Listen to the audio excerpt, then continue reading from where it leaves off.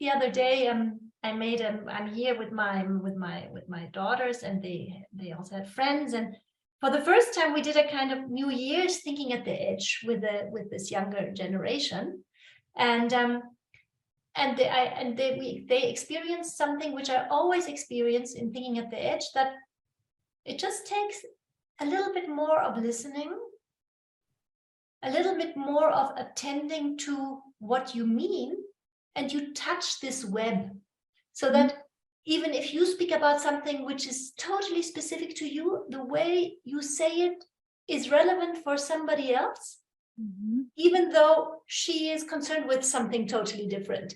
So I think there one kind of so quickly one touches this web somehow, like, in thinking at the edge, I also, if we work with students, then a student might be occupied with artificial intelligence, and just going a bit deeper with thinking at the edge, the student listening to her that is, thinking about some ethnological problem, it becomes so interconnected in ways that are so difficult to say. What the one person says becomes relevant with the other, and we just need to go, like, thinking at that is like going, like diving a little bit deeper, and all of a sudden we are more immersed, or something like this. I don't know.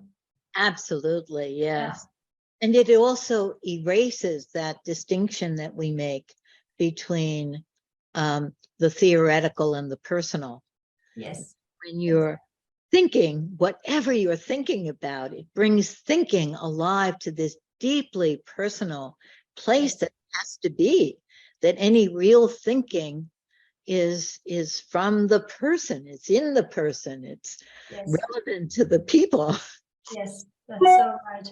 That's so right. And again, because of a tradition which kind of separated the personal from the objective, we make it so hard for us to acknowledge the source and to care for it in academia, because one always needs to be objective and theoretical and universal, and one kind of hides the personal or the subjective, or at least in many traditions that's still the case. And I think that's why also genderless philosophy is so important, because he creates a new way of speaking about this personal, that it's never just personal. Again, it's personal and it's collective, and it's he just discards these notions and says it's kind of implicit. It's and by conceiving it differently, we can then care for it in new ways. When we think, very often I just realized, in very often one kind of conceals the sources from which one thinks. Yeah.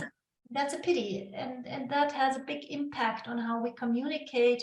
It makes things much more opaque somehow,